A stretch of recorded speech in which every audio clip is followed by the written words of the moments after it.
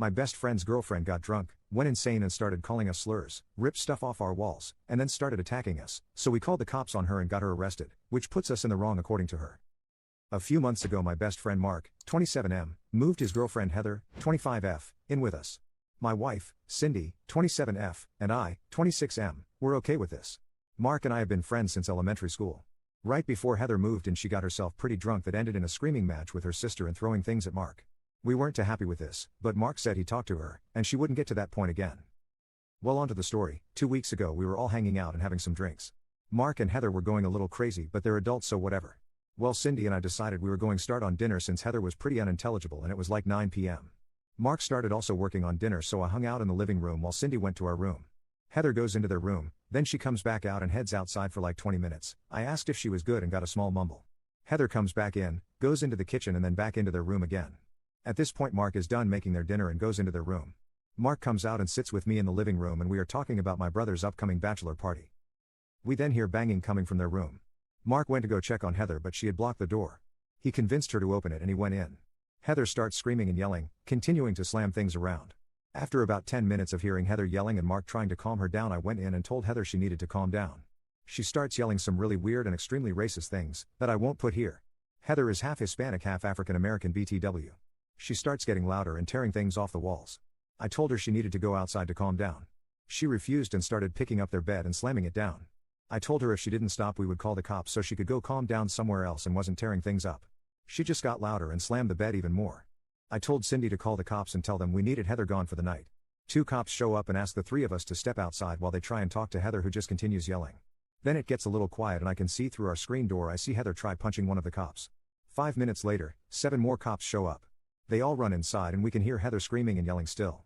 10 minutes later they bring her outside in one of those cop bodysuit things they use when someone is struggling and won't stop. They put her in one of the cars and are standing talking to each other. We can hear them saying that she got combative, threw stuff which hit a cop and tried hitting one of them. They cart her off and tell us themselves she is being arrested and ask if we want to press charges. Since she didn't do anything to us we said no. The cops left and we cleaned up the mess in the living room and then hung out with Mark to make sure he was okay. Update. Heather was released the next day with a preliminary hearing set for last Thursday.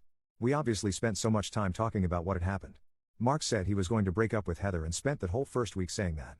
Then last week he said he isn't going to break up with her. I told him that's his choice albeit a stupid one, but she is not allowed back at the house at all, and he said he understood.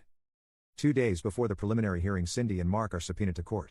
Sadly, I wasn't so this part is secondhand from Cindy.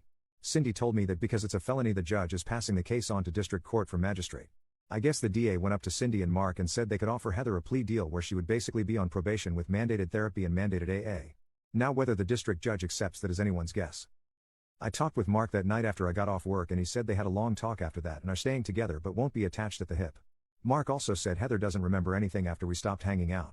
He has spent every day since then with her but that's his thing, so I don't really care. Cindy and I were out of town this past weekend and we noticed on our doorbell camera that her car was magically gone at the same time Mark's was gone.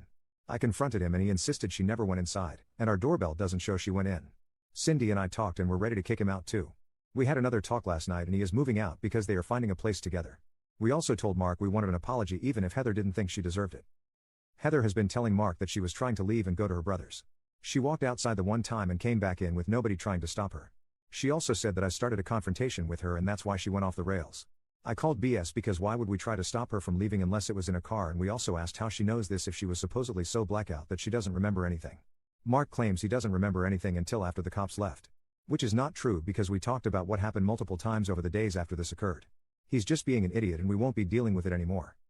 Either way, both are moving out. Heather isn't allowed back except to get her stuff, and we will have an officer there when she is there.